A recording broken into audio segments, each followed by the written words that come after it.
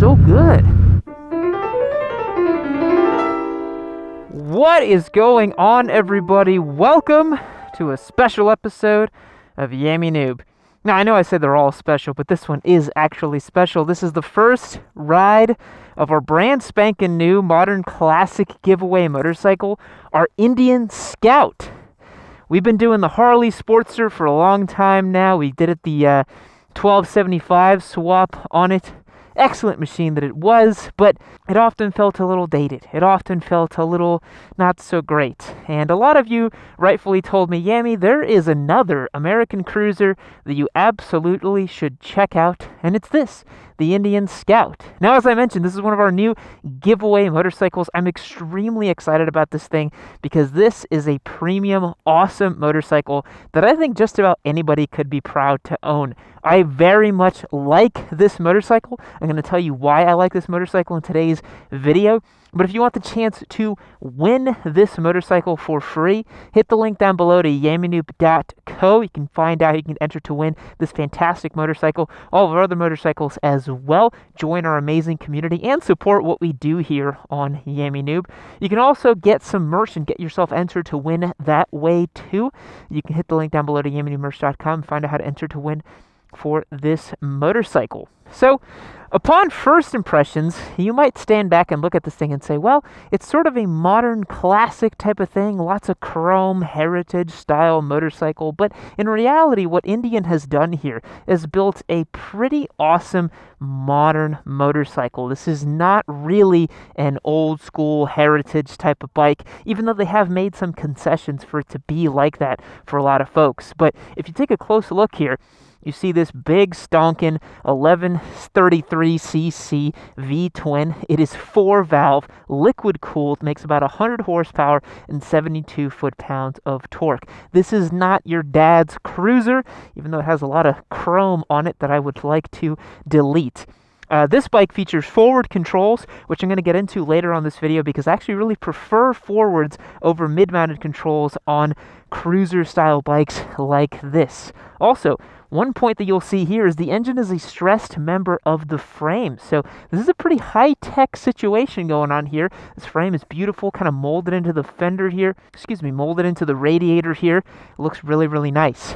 One of the particular quirks about this motorcycle, however, are these front wheels. So this bike is on 16-inch wheels as opposed to 17-inch or a 1917 setup like a lot of cruisers you might see, or Harley Sportsters like that, or Triumph Street Scramblers like that. No, this bike features a 16-inch front wheel with a 90 sidewall and a 130 width. That is a peculiar size. A tire this wide doesn't really lend itself to nimble and sharp handling. You want something a little bit more narrow to allow you to carve corners faster. But if you look at the profile of the Scout, it doesn't have a super raked out front end. There's actually a 29-degree rake angle on this motorcycle, so that's not as lackadaisical as some of Harley's offerings.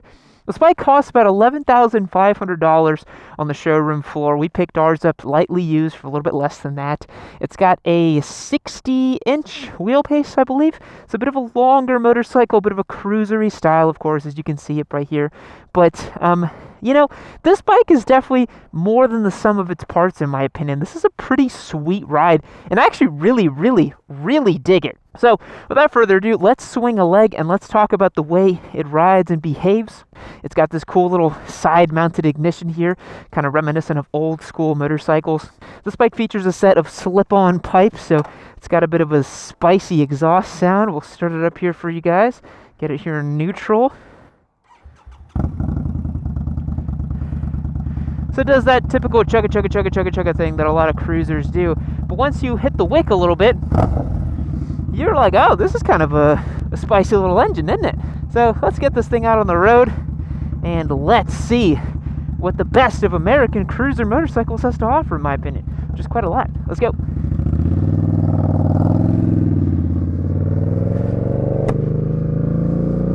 Now, as I mentioned, the first thing you notice on this motorcycle versus some more traditional cruisers like the Sportster and that kind of thing is the fact that it's, it's got these front-mounted controls, which, the Sportster had those mid-mounted controls. something like the Rocket GT, kind of mid-mounted. And a lot of folks like to think that forward controls on a cruiser means that it compromises handling a little bit. And I personally believe that if you are in the cruiser market looking for performance and handling, you're looking at the wrong type of bike. And that took me a long time to figure out with these motorcycles, is that, you know, you cannot get on them and expect them to be these razor sharp, amazing handling machines, because they are simply not designed to do that. This motorcycle will definitely scrape hard parts if you push hard enough. You know, the front end suspension's a little wonky. It has non-adjustable forks. That's not really what this bike is all about.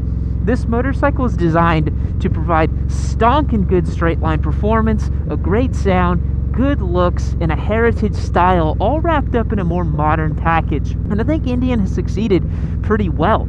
Now, at the end of the video, I actually asked my Discord members to submit some questions for me on this motorcycle, so we'll dive into some other topics later on in the video. So right now, for this first impression rides, we're just kind of trundling through this beautiful neighborhood here, just getting a sense for what this motorcycle's like at these kind of slow speeds, because this motorcycle is not really about blistering performance, as I mentioned. It's about taking it easy and having some fun on your bike.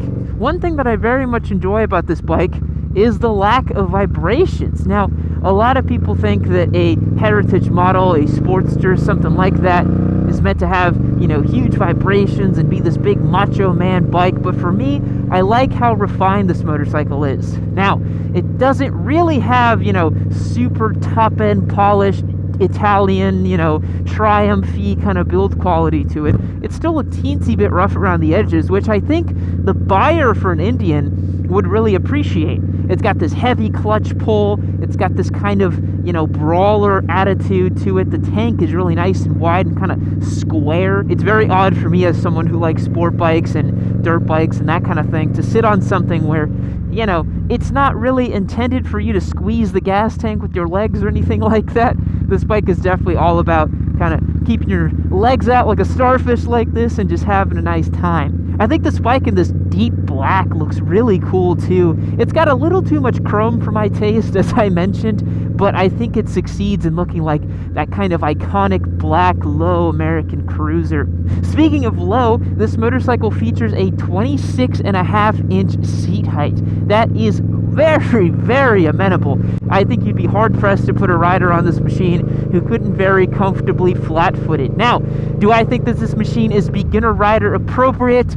Probably not so much. It makes about 100 horsepower, it's pretty heavy, and these forward controls can be a little bit awkward for someone learning how to ride. I think if you are a beginner rider and you're thinking about something like the Scout, I would recommend some different cruiser options for you to get your feet wet in this marketplace. I wouldn't really recommend something like the Scout right off the bat. However, Indian does sell the Scout 60, which is their smaller displacement option of the Scout, for those of you who are willing to put up with the higher weight on front forward controls like this as you learn how to command a motorcycle down the road. Now, speaking of weight, this thing comes in at a Busa verified 561 pounds. That is pretty heavy in my opinion, but it is by no means, you know, a class loser in terms of weight. The Harley-Davidson Sportster is about 550, 560, something like that. So this motorcycle is definitely not super heavy by any means.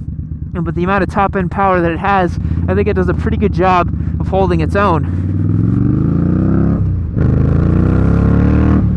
If you're coming from other cruisers, this bike might seem a little bit strange to you because it doesn't have that wallop of low-end torque that something like the, you know, big Harleys have. The 1700cc Harleys have, like a 131 or something like that. This has a much more kind of build and power, traditional kind of almost sport bike like power to it. If you hit it down low, you got to kind of wait for the power to come on, which is not something that I was really expecting when I jumped on this machine, but it's a welcome addition to this bike, and I think it's a lot of fun for it. The throttle feel is very smooth on this bike. It is completely ride-by-wire. There's no throttle cable actually closing and opening the throttle valve over here. It's completely electronically controlled, and you can feel that it's not as, you don't get as much tactile sense from it. These ride-by-wire systems tend to feel a little vague. They're a little light. You don't feel the tension of the cable pulling open the throttle. but it's pretty good for what it is. I was deceived by it for the first 5 miles until I realized that it was a ride-by-wire system, but overall this is doing a pretty good job. This bike does make just a awesome sound. You just split the throttle ever so slightly. Oh, it's so nice. Now, despite it having this very low seat height, these forward controls, relatively alien ergonomics package to me personally, I still feel like it's a very comfortable place to sit. I actually really prefer cruisers to have forward controls. I don't really like my cruiser bikes to have mids, because to me it's just a little bit of like an identity crisis when a motorcycle that is meant to be low and slow and chill has mid-mounted controls and low bars. I'm like, well, what the hell is this thing trying to be? And this motorcycle knows exactly what it's trying to be. It's trying to be a modern, awesome, heritage-style bike without too much of the heritage. Now, where this bike kind of falls apart for me is when you push it even just a little bit. I would say above 4 or 5 tenths pace, this thing starts to really rear its head. And look, I know it's not intended to be pushed beyond that at all. For this type of stuff that we're doing here, you're kind of just cruising down the road, this thing's perfect. It works really, really well. It's smooth, it's balanced. But, if you want to even push a little bit on this bike, mid-corner, because of that long wheelbase, it seems like it actually takes time for the front end to do something versus the rear end. The springs are a little bit soft for what this bike is intended for. If it's supposed to be like a sort of sport cruiser, it's quite a bit soft for that. The tires are just all wrong as well. A 16-inch wheel takes you back to the 1990s when it comes to road racing and that sort of thing. And then a 130 with a 150 rear is just a bit bizarre, wouldn't you say?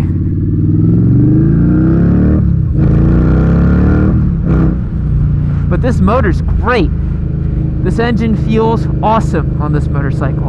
And it's genuinely one of the, I would say, standout cruiser engines that I have sampled thus far. For me, it's interesting, as someone who is not really bought into the cruiser thing and all that stuff. Oh, it looks like this road is closed.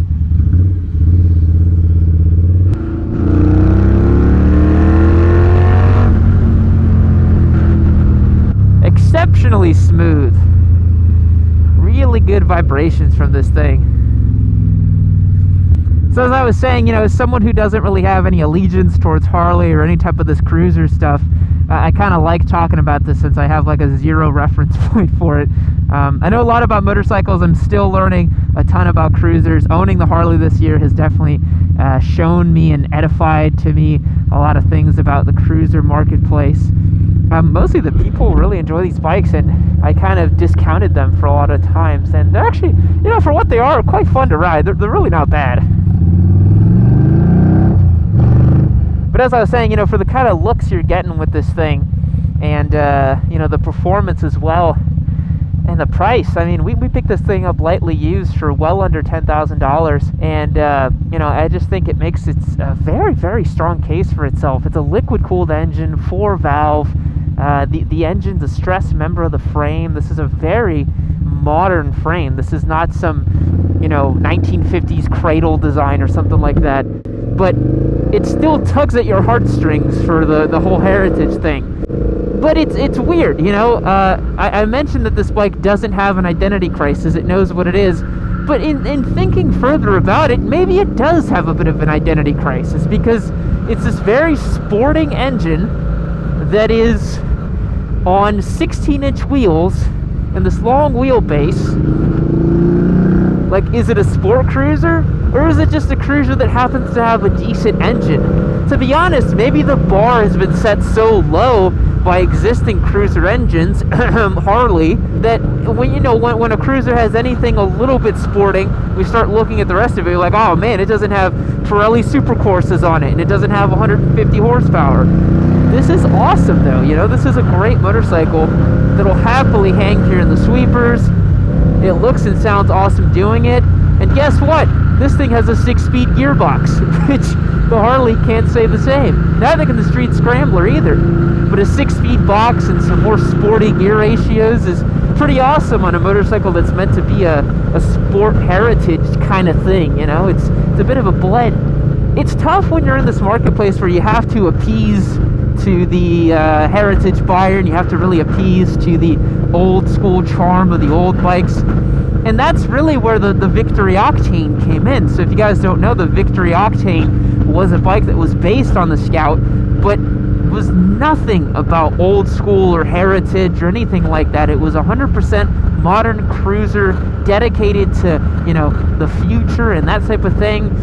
And it died out. No one bought it. No one cared, except for a few diehard people who really thought it was cool. It pretty much went the way of the dinosaur, which I think is really sad.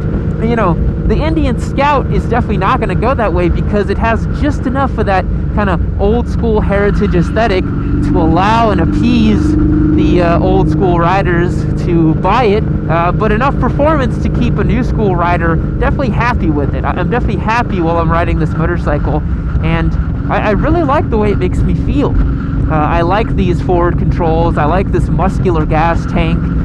You know, it's a very interesting motorcycle to take down the road.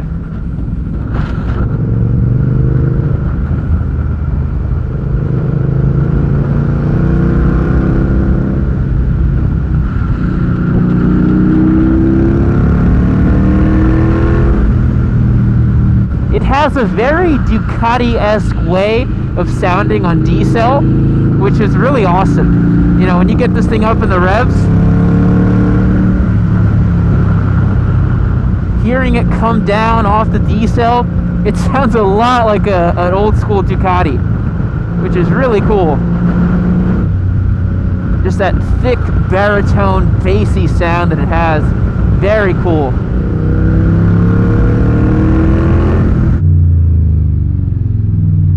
I mean, it's just worlds apart from the Sportster engine. You know, this thing absolutely zings up to the red line, has plenty of power, feels every bit as modern as anything the Triumph is making. It's truly an awesome ride from the engine's perspective. You know, it's interesting, whenever these first came out, I remember a lot of people asking, like, who exactly was the intended audience for this? And I think what a lot of people didn't realize is that a lot of people wanted the cruiser kind of bike, but they didn't want to give up performance. They didn't want some big backer that they could tour on or something like that. They didn't want some behemoth of a dad Harley mobile. They wanted something cool they could be proud to own and enjoy to ride, and, you know, maybe it was a bike that they could lightly modify and take on a big weekend ride, or maybe they took it out to the office every day or something like that, commuted with it. It's a pretty flexible motorcycle. This is a bike you could turn into a long distance commuter.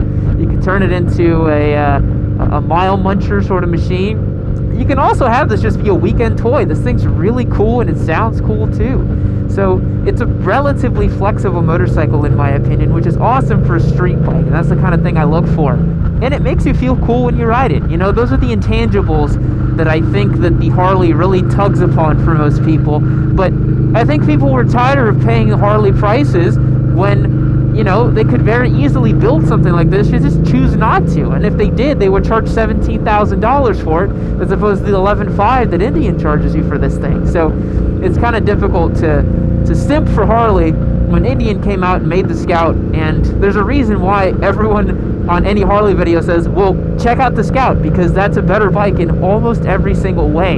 And I tend to agree. This thing feels so good. I'm gonna take it through some twisties here and see how she does. We have a performance Ford Fiesta ahead of us, and then an even faster random crossover up there. So we're really gonna get to test this thing in today's conditions. And it's also like 46 degrees and there's probably no heat in these tires, but you know what, we're gonna make it work. So as we can see here, the Indian Scout has no problem keeping up with an economy car and a crossover down a twisty road.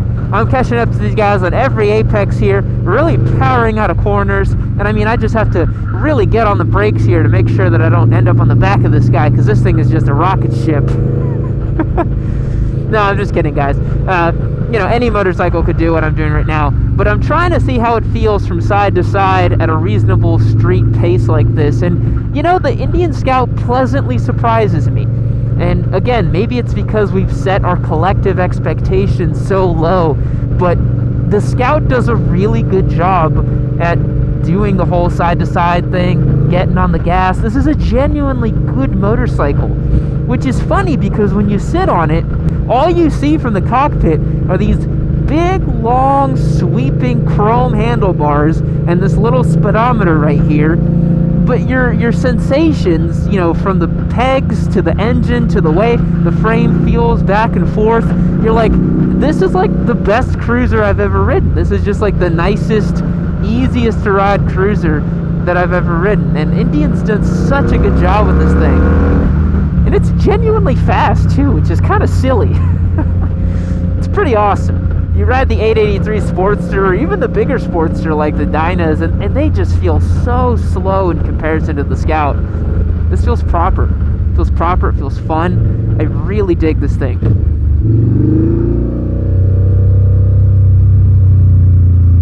You gotta love that sound too, right? Let's get a quick little rev. It's really nice. Slow speed stuff's really not too bad on this bike either, you know, little U-turns like that, little side to sides. The geometry's a little funky because it's so long and the forward controls, it's not the best thing to do, you know, super slow speed stuff. It doesn't feel exceedingly agile on this super wide front tire either, but again, for what it is and the types of bikes it competes against, this thing is ridiculously good. Again, I'm not going to get my panties all in a twist because this bike doesn't have, you know, fully adjustable Öhlins at the front or, you know, a Brembo Stylema caliper set up at the front too, radially mounted. It works really well for the category of bike that it is. That's what we have to focus on here. We can't get too caught up in the whole, you know, oh, like it's not an R1, so how could it ever be good? Because compared to a 1200 Sportster, this thing feels like a spaceship in the way that it handles in corners, you know? Like, it feels genuinely very good flicking it over from side to side. It's really not that bad. Alrighty guys, we're now going to pull off onto our little favorite spot up on the end of this road and answer some Discord questions, and maybe there's some of the questions you have too. If you want the chance for me to answer questions like this on video, feel free to join our community on yammie.co and I will do my best to answer your questions, but we're going to jump over to that right now. Alrighty guys, answering questions about our Indian Scout here on Discord. P. Fowler asks, how sporty is the transmission? Does it have a solid enough feeling for clutchless shifting? This transmission feels awesome. It really engages perfectly into gear. It's a 6-speed box. It feels like honestly like a sport bike transmission. It feels really, really good. Easy Moneyism asks, is the torque comparable to a Harley? Not exactly. You have to search for it at the top end. This is much more of a rev-happy kind of engine, and so with that in mind, it's a little bit different than the kind of punch of torque you get from a Harley. Alejandro asks, is it good for canyon carving? Probably not. It doesn't really feel super awesome, taken to the limit or anything like that, but it's still plenty fun to hustle down a twisty road. Badasser asks, did it ruin any of your boots? And no, it did not, because if you see here, this is a well-designed exhaust system where your feet are placed right here, far away from the pipe. So my boots are nice and safe. Tube, one of our resident Harley boys, asks, can it handle single track and is it easy to repair / maintain? I don't know if I would chuck this thing down a single track. I think someone with a little more gusto would do it than I would, but I don't think it would be easy to repair or maintain like the simple Harley Sportster. This is a very complicated and new kind of engine. I wouldn't touch this thing personally. Jada Calamari asks, which will have better aftermarket support, Sportster or Scout? And I would definitely give that to the Sportster. The Dude 420 says, how well do you think Joe will handle it once in the saddle? I don't know who Joe is, but hopefully well. Tube asks, can it wheelie? I'm sure it can. I can't make it do wheelies. I already tried, and it doesn't really do it. Tube once again asks, does it slide? Drifting and rolling burnouts. You could definitely get this thing to slide out if you wanted to. This is a giveaway bike, so I don't want to abuse it too much, but I could definitely get this thing to slide. Completely Corey asks, is it comfortable on prolonged rides? Yes, very much so. Even with the lack of a windscreen or protection from the wind or anything like that, this bike would be very comfortable for a 2, 3, even 4 hour sort of non-stopping kind of ride. Boss2688 asks, what specifically would stop you from dailying this bike? Well, for me, I personally would like something that's a little bit more lightweight, a little bit more flexible to ride on the daily basis. This thing struggles a little bit with potholes and that kind of stuff. I like my street motorcycles to have a little bit more suspension travel, so that's what definitely would stop me. Nick8068 asks, does the smaller amount of aftermarket support matter? Does the Scout not need the same modifications as the Sportster highly benefited from? That is a great point. So this motorcycle, you definitely don't need to highly modify it like you would the Sportster in order for it to be a good motorcycle. From the factory, this thing's awesome. All this bike has is a set of pipes, and it's good to go.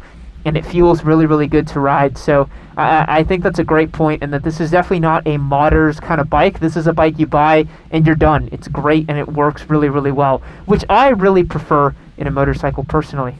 Badasser asks, what mods are you thinking about doing to it? Well, for me, I would love to kind of de-chrome it a little bit if possible. I think right now it's kind of dad mode with all this chrome, so maybe get rid of the mirrors. I'd love to fix this slight little throttle here. Some new grips would be in order. Maybe some new levers. If we can figure out a way to put some stiffer front forks and maybe some thicker fork fluid in here, that would be great. But otherwise, it's a pretty rock solid machine. The Dude 420 asks, having ridden both American cruisers, which brand is better and why did you choose Indian? So I don't have that much experience with Harley, and this is my first Indian that I've ridden other than the FTR 1200. And for me, I think Indian's the better brand right now because they're just making more modern and better motorcycles. I've never been the biggest Harley fan, and it's a little hard for me to get behind them when they make yesterday's technology at tomorrow's prices. That's a little bit rough. Tashin asks, even though the engine is more refined and has liquid cooling, can you still feel it running under you like a Harley, or is it less intrusive like the Eurobro V twins? That's a great question. This motorcycle does not feel like the Harley at all when you have it cranked over and turned on and sitting on it. It's butter smooth. It just vibrates underneath you like a normal, chill motorcycle. Feels much more European, much more refined in that way than the Harley's kind of lopey, crazy idle. To give you an idea, the Harley that we have right now, the 1275 that we have given away, it's so bad that the front wheel actually shakes while it's idling. So this is actually very, very different. Mr. Chicken Chaser asks, if you had to daily this as a commuter, would you pick this, or is there something you'd rather pick? There's plenty of other bikes I'd rather pick over this for a commuter. I'd pick basically any adventure bike, even a dual sport, over this as a commuter, because as I mentioned, I just like my daily bikes to have a little bit more suspension travel to deal with bumps and potholes, and I find them a lot more fun to ride than something like this. Ride Red Bleed Blue asks, does it feel like a metric cruiser? This feels like a metric cruiser in a lot of ways, but in some other ways it doesn't. This is like some strange blend between a Ducati V-twin and a metric cruiser, but it still has an American flair and a really nice attitude about it. This is a great motorcycle, to be honest. Ride Red Bleed Blue asks, where does it fit on the beginner, intermediate, or expert scale? So this motorcycle to me is an intermediate motorcycle. This is definitely not a beginner bike, but it's also a bike that intermediate and expert level riders and experienced riders can definitely enjoy for a long time. A. Riley asks, would you choose the Sporty or the Scout as an only motorcycle? And I would definitely choose the Scout, no doubt about it. Alrighty guys, that's going to wrap up our Discord Q&A section. Thank you so much to everyone who submitted questions for this motorcycle. I really enjoyed doing a first ride on this Scout. I'm very excited to have it on the channel and to keep riding it and talking about it and kind of thinking over and maybe doing some cool mods. If you want the chance to chat with us about this motorcycle and enter to win it for free, hit the link down below to yammie.co. You can also go to yammiemerch.com, get entered to win that way. This is a fantastic motorcycle, and someone very lucky is going to get it delivered right to their door. I'll catch you guys in the next one. See you later. You've made it to the end of another Yammie Noob video. Aren't you a special cookie? Well, I'll tell you what, I got a gift for you. Click this right over here. You keep watching yourself some of my videos. Got some cool ones in there, got some memes, got some awesome content. I don't like the way this one's feeling. I'm gonna try it again.